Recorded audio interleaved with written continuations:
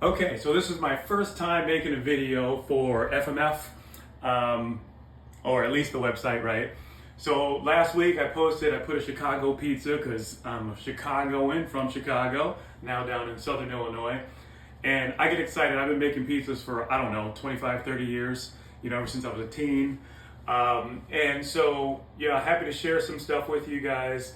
I mean, it's like kind of a love or hate thing with Chicago pizza deep dish, right? I mean, I guess it's kind of like the Detroit, some people call Detroit deep dish, but it's all dough. Chicago is less dough, it's more ingredients in it, a lot of cheese, a lot of, vegetables, depending on what you want on the pizza.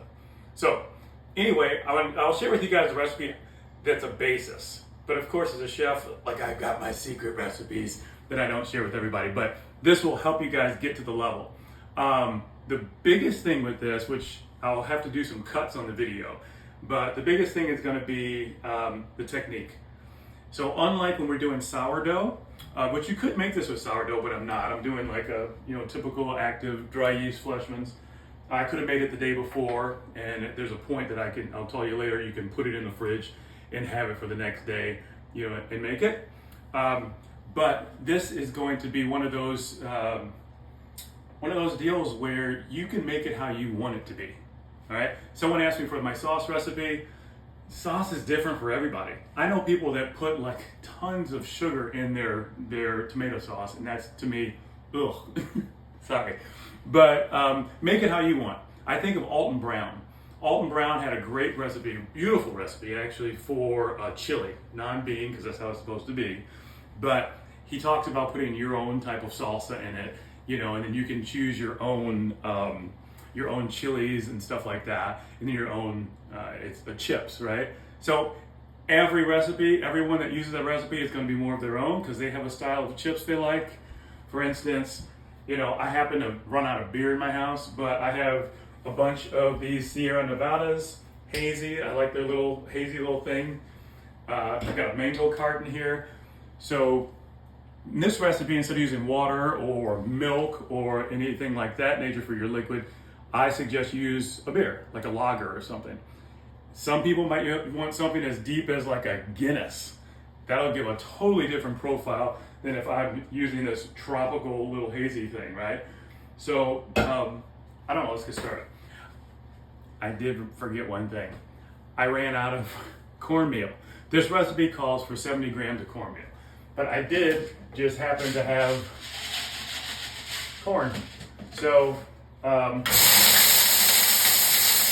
blended some up, and we're going to use that in the recipe.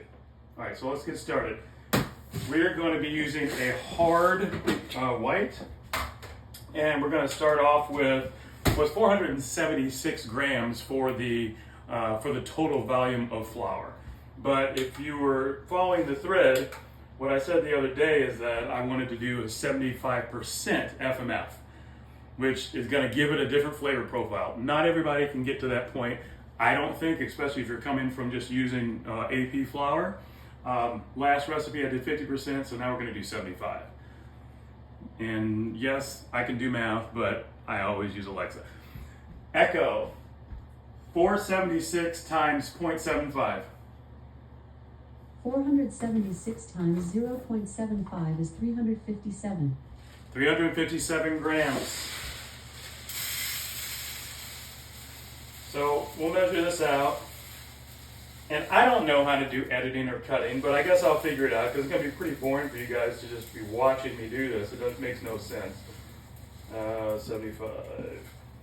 And plus, you're not going to be able to hear me in a second because we're going to go into my Wonder Mill right here, right? So let's turn that on. You turn your Wonder Mill on for just a few seconds beforehand to get the motor going so you don't get things caught up. But I'll tell you, I've had my Wonder Mill stop a few times lately, and I've had to shake it, so I probably need to clean it out. Best if you plug it in. That always works.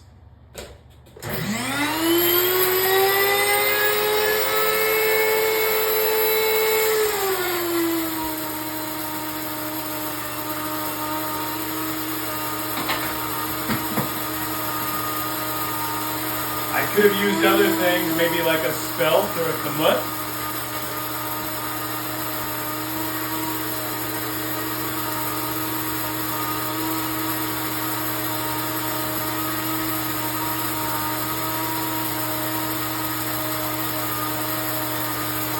I had someone ask me the other day, does it take a long time to mill flour? I don't really think it does. I've got all the flour that I need in here, and if you looked at the timestamp, it's probably less than a minute to get the most nutritious flour that you can have, right? It's amazing. Here we go. Let it go for a couple more seconds.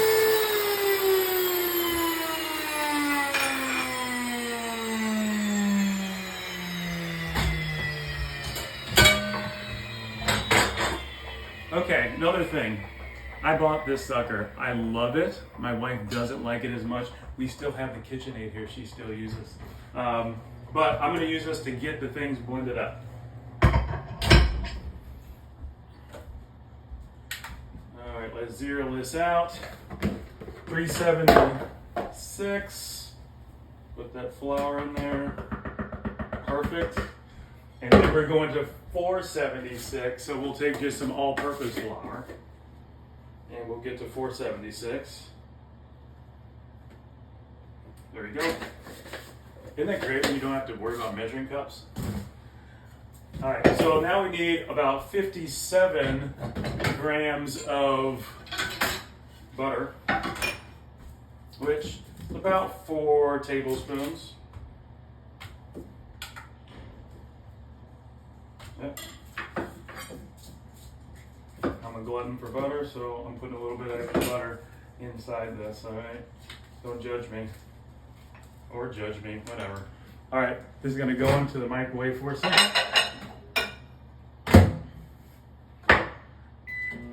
30 seconds on there. I don't know what the wattage of your microwave is. Just get it melted, don't be boiling it over. So I said that we're gonna use this yeast. So we use about 10.5 grams of yeast.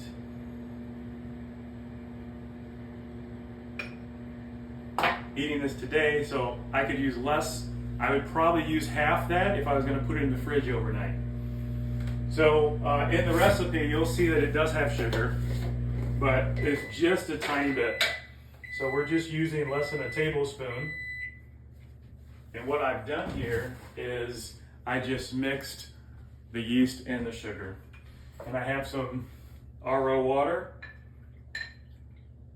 just a little bit, 1/4 cup. And we'll just stir that up just a little bit. We'll sit that on the side. All right, got my butter. And hook up the extra.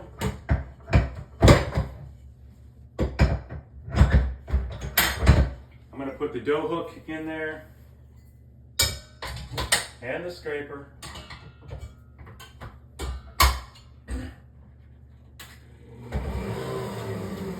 Start that on slow. All right.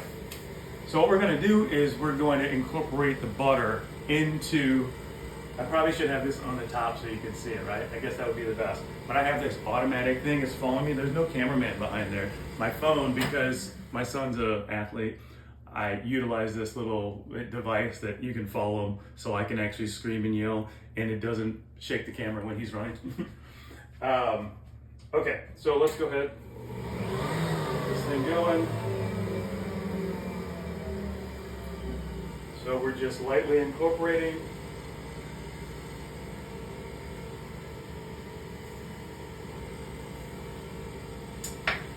Yeah, I did that. I'm going to take this off of here so you can see better. Let's see if it works.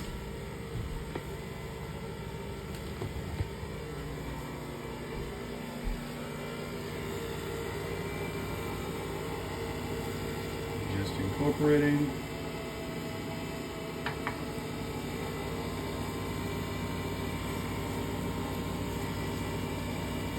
You can turn it up, you can see how it's mixing in.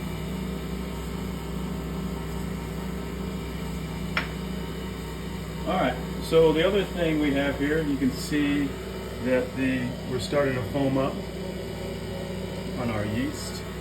I can just let this keep going and incorporate even more until it gets granular, kind of like if you're making a graham cracker crust, if you're used to that. This thing turned off. Okay. I do need to finish up incorporating my cornmeal that I made here. So I'll blend that up a little bit more. And I think this might be somewhat of a good stop. Now, I'm gonna put the beer in and the salt. So I'm gonna see if I can pause this so I can blend this cornmeal up without wrecking everybody's ear. Okay, we're back. So you might ask yourself, why did I use a bullet blender to blend up that corn that I had? And a couple reasons. One, this corn did not fit inside. It would not go down inside the Wonder Mill. So I actually crushed it a bit and then I sent it through the Wonder Mill. And so now, you know, I did get my cornmeal that I needed. It's only 70 grams. So we'll dump that in there. There we go. Simple enough. All right, you gotta make do. This was better than me buying cornmeal, actually. All right, so I'm gonna turn this on. I'm gonna go ahead and put the yeast, and then we're gonna use our basic IPA and go from there, and you'll see when it gets blended together. I'm only using this just to get it blended together. Normally I do this on the counter, and I'll finish it off on the counter for kneading. So I'll show you guys that in a second, but let's blend this up. Go ahead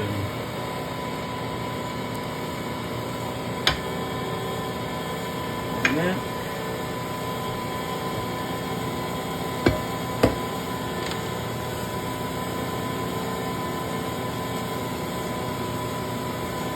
For all you teetotalers out there, yes, you can use water.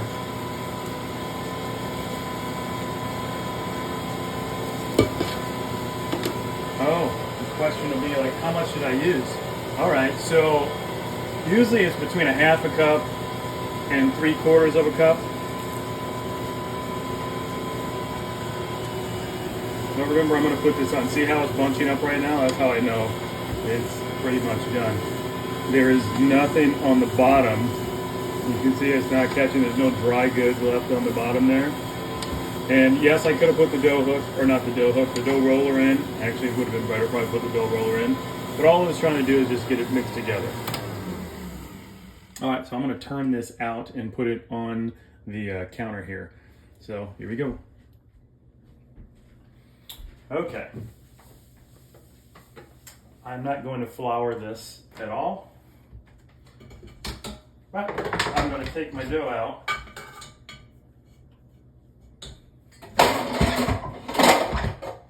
And I'm going to put it right on the counter. Okay.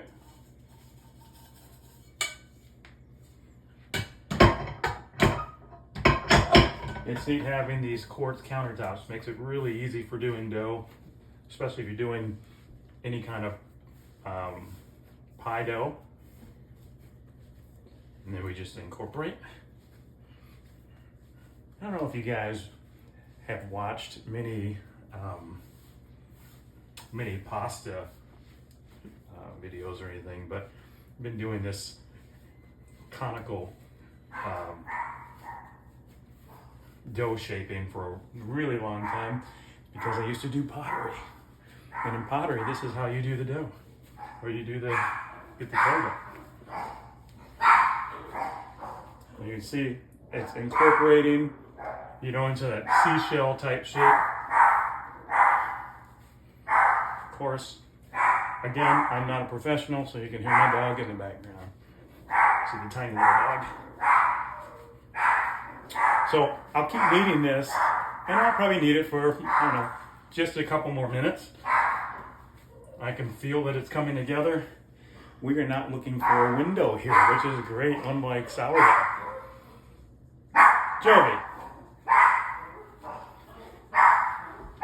You know when you feel like your video is getting ruined by the dog? That's how I feel right now. Joey, get out of here. I really feel the dough is coming together.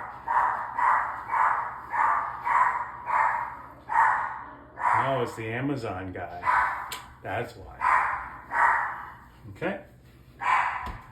So the dough, if you can see this, it still cracks apart, but that is mainly, one, the hydration is not quite there yet. It will get there. And number two, we use butter, And one reason why we use butter, especially on this crust, is it's going to get a flaky, drier type crust.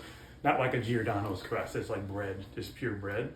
And it's not like a Gino's, which is, more, has a heavy amount of cornmeal in it. It's maybe more like a Luminati's. But it's different than all of them that you'll find out later. Okay. Almost done. All right. Perfect. Incorporated. We'll take a little olive oil, about a half a tablespoon. We'll put it in. Simple enough. Drop it in. Get it all coated. Take our top. I'm not going to do any folds or anything. This sucker is going to sit for the next 2 to 3 hours. That's it. Or if this was a time where you wanted to do it tomorrow to get more flavor, or if you use sourdough starter instead of regular yeast, you can put this inside the refrigerator overnight. Okay. As we wait for the next few hours till this slightly rises, it's going to double in size approximately. I do want to shout out to Jackie, Elaine, and Jerry for asking about the recipe. I hope this helps out. There, like I said earlier, going to be some omission because I think you guys should do your own sauces. I'll put the recipe in for the sauces, but it's really simple. And I think that is the Italian way. I was in Italy a year and a half ago and was amazed by how the simplicity of all their sauces are. I mean, we're talking just garlic, just salt, some basil, oregano light. And if you have good fresh tomatoes, utilize that. I know that is hard to come by. But if you can, use your own. Also, this is a great book by the French Culinary Institute. I would suggest this one. I use the majority of my sourdough recipes from this. Everybody knows this book. If you're on this website and you don't know this one, what are you doing? This is another one that has great rustic, and I love the history that Ken talks about in this book. All right, we'll see you soon.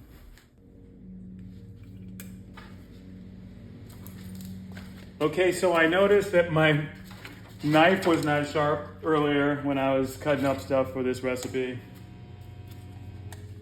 So what I wanted to do was just get it sharpened up real quick.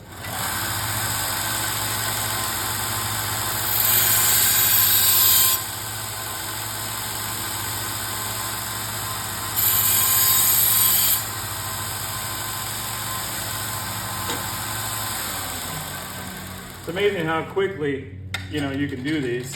Some people, depending on the sharpness, will take that to start off at 400.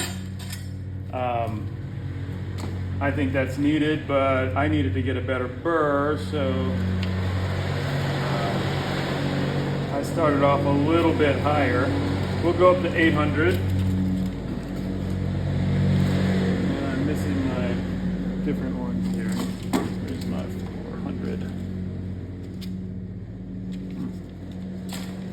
Oh, here we go. All right, so here's my 400.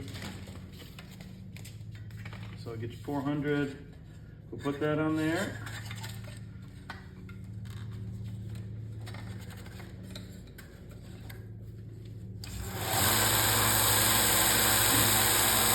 It's all about the angle.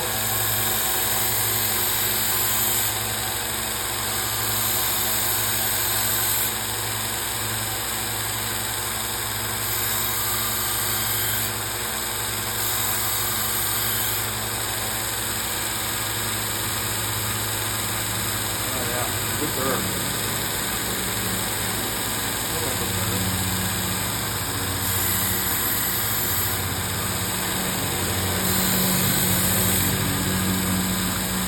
Yeah.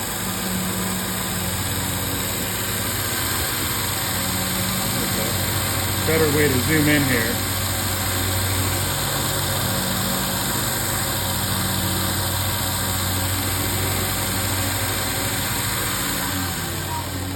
All right, that was 400. We might just go straight up to 800 at this point because I felt pretty good about where that was at. Actually, let's go to 600. 4 to 8 would be kind of a big jump, and I'd have to do a bunch of passes. You want to do as minimal passes as possible. This particular one is a little, might be a little worn. Let's see.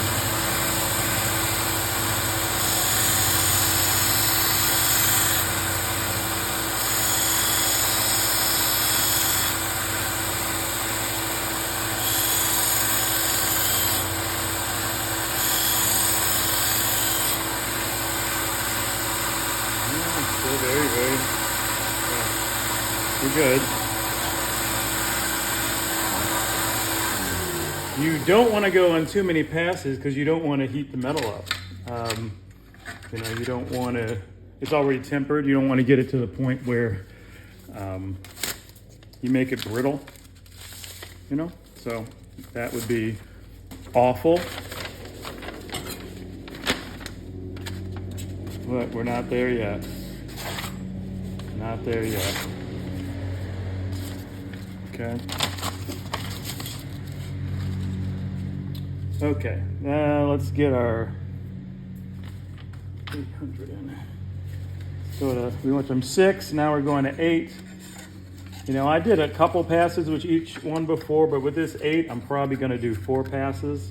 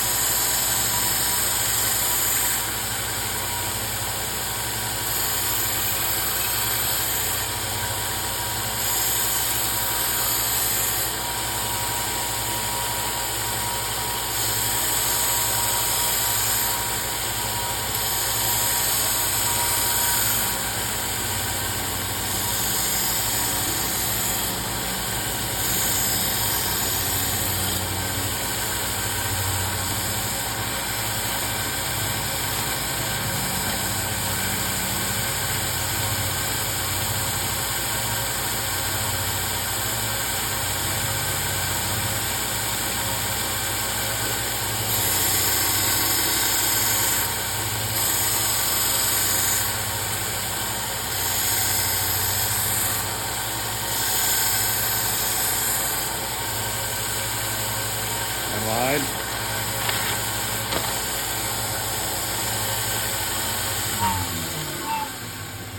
All right, so then you stroke it. Stroke. So stroking, you're going to be using a leather, and then there's a clay that will help refine it.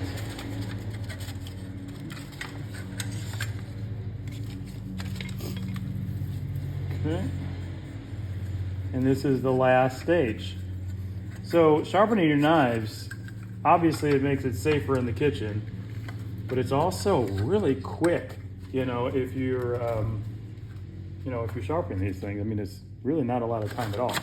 So what you'll see me do is I'm going to take this clay, and I'll put it on there.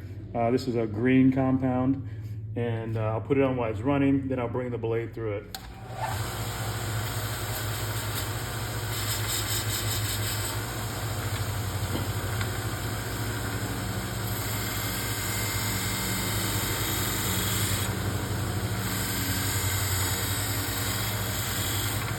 Just had some electricity go through. That was wild.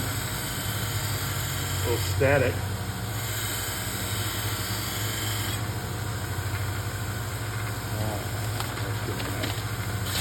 Look at that. That's ridiculous. That's ridiculous, right? That's what you want to see. That was it. It took two times to go through that. So now you got a sharpened blade. So I bought this little machine, this belt sander. It's a Win. I think I spent less than $100 on Amazon on it. Yes, I could keep this on, on it, but literally it's ridiculous to do that because then you have to take everything off. There's a little button on the back. I really just put my arm into it to pull it off. That's it, So the straps, I've got a mess of them, but again, a whole bunch of them, right? I could have done a whetstone or whatever, but literally, this whole process, when I have my whole set of knives, notice that wasn't on me. When I have my whole set of knives, it takes me less than 10 minutes to sharpen all of them, and if I do it consistently, I'm starting at 400 grit, I really never started 600, 400 grit, couple passes at each one. You got a set of 10 knives. Yeah, it's 20 passes or whatever, and then you go through, if you're starting at 6, 8, and then you go right into the stropping and you're done. And you got the sharpest blades in town. Fun stuff. All right, back to the pizza. Okay, we're back. So we're gonna go through the ingredients. I'm gonna do a bunch of cuts here so it goes a little faster than that long form we did at the beginning. So let's talk about the ingredients. Okay, so this is not bougie at all. I did not make all of this stuff. A lot of times I will. I make mozzarella and all kinds of things, the sauce from scratch. But these are things that you can just get at Aldi or Walmart. It doesn't matter, right? Kind of matters, but it doesn't matter for what we're doing here. So you've got Italian sausage, about a pound of it, 8 ounces of spinach, total about 12 ounces of mozzarella, and this is an Italian blend. It's got Parmesan, Romano, Asiago, parchment paper. I use a springform pan, and then of course we have our dough that's been sitting there. All right, we'll bring that out in a second. And then I made this pasta sauce or this spaghetti sauce last week, rolling pin, and I use this to keep it off the counter a little bit. It makes it easier when you're rolling the dough real thin. So let's start with the sausage. We're gonna cook the sausage as a whole patty on the bottom. There are some places like Geno's that do that. I like that one preferred. Some places break it up. It's up to what you want to do.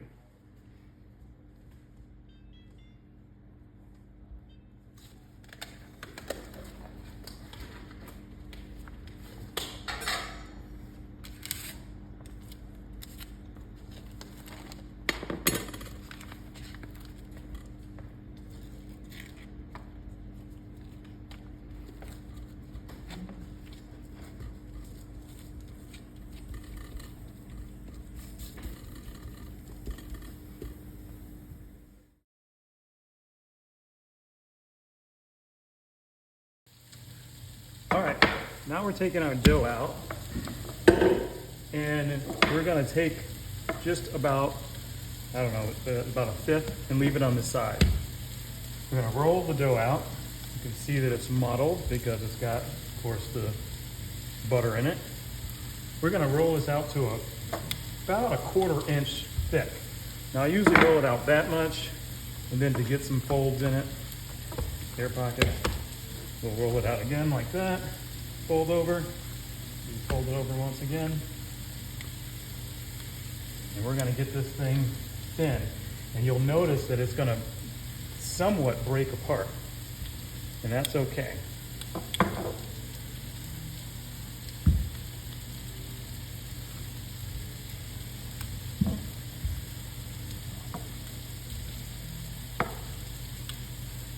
This is indicative of a crispy, crunchy crust. It's a buttery crust. You want to get this thing outside of my little circle. You'll see why in a second.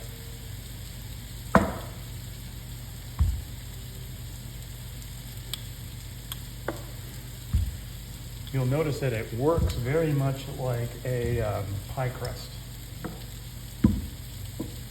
Okay, we're not really concerned about how it's shaped right now, as long as it's large enough to be over our spring form.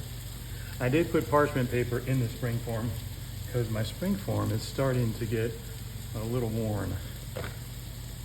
There we go. All right, first stage is done. We're gonna stretch it a little bit, make sure it gets down in here. Okay.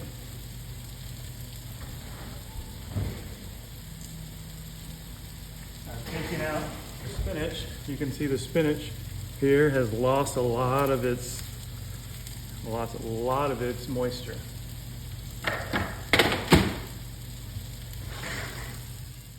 Okay, we've got our full sausage. We're gonna slide that in. Look how it takes up the whole bottom of the crust. Okay. All right, sliced up the mozzarella. We've got a bowl here. We're going to put that Italian cheese into it. All of it. That was probably about 6 ounces. And then we have more mozzarella. There. Now we're getting somewhere in the 12 range there. We're going to take our spinach and we just drop it inside and we mix it up, trying to get it pretty even. See there? All right. Now we're just going to take this into the pie. A lot of cheese, isn't it? Yep, but we're gonna go with one more little layer of cheese. Because we're from Chicago and we like cheese. Maybe you're from Wisconsin and you like cheese. All right, remember that little bit that we had? This is one of the biggest tricks that you must do when you're making Chicago deep dish. Now we're gonna roll this one out as thin as possible. Might even be 1/8 of an inch or less.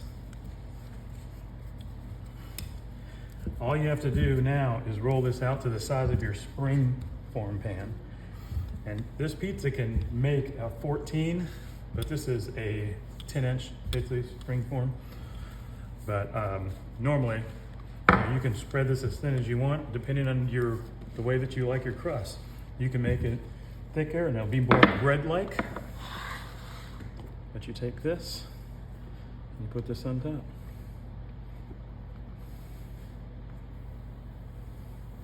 That's the part that a lot of people don't do. Now you press it down on the sides, and let me grab a knife here. You don't want to go too much. You'll see there's a skirt here that I'm coming off about halfway down the pan.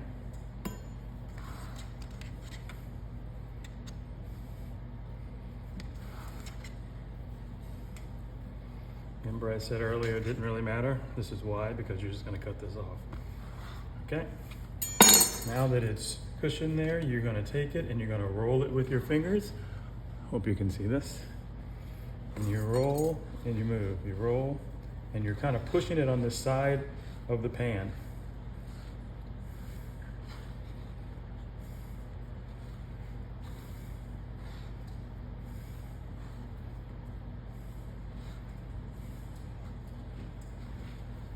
Okay, we're almost there. All right, here we go. Now, you do have to do some slices because you want to make sure that this thing can breathe, okay? Now, remember we had already done our pasta sauce before. This one is a little more saucy instead of just more I like it sometimes a little bit just more whole tomatoes. That's what I did in the last one. But, you know, to each his own, their preference. So after we put this on, we'll leave this here. We can leave it for up to about an hour if we want. It'll rise a little bit and be a little bit more airy. Or we can toss it right in and it will end up being a little bit more crispy and dense. It's a preference again, play around with it. My son, oldest son, likes it to be a little bit more bready. I like it to be more dense. All right, so we preheated the oven to 400 and we're gonna go right into that in just a few minutes. So what the heck do you do with this stuff? Let's do something with it.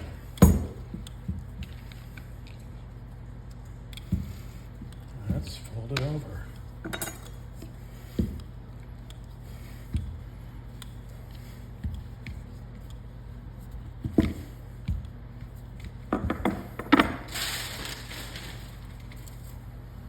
What? Don't have a lot of stuff to put in it. That's horrible. All right, let's put a couple pieces of cheese in it.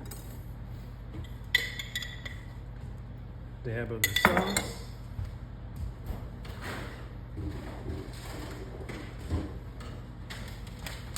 I just happen to have some bacon bits.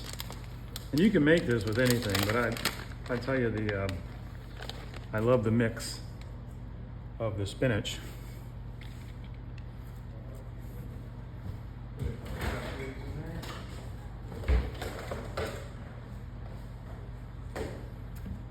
Little arugula mix. We'll come together here. And we'll come together here.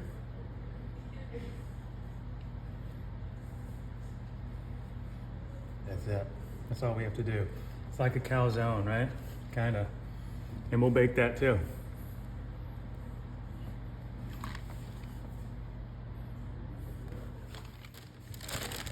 Happy wife, happy life. So in between, while you're waiting for the oven to heat up, if you hadn't done it already, clean up the kitchen.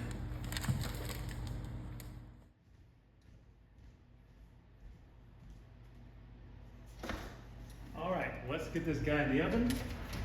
We're gonna bake on the bottom level for 10 minutes, and then we'll come back 15 to 20 minutes in the middle rack. So let's go ahead and set it. Let's just do 10 minutes, not 1 hour.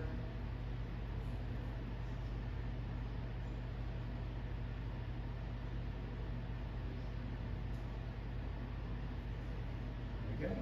There we go.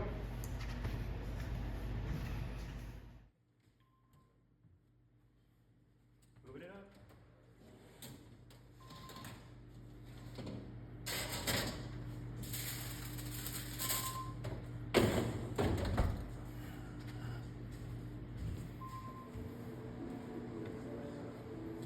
Another 20 minutes it was in. And there you have it.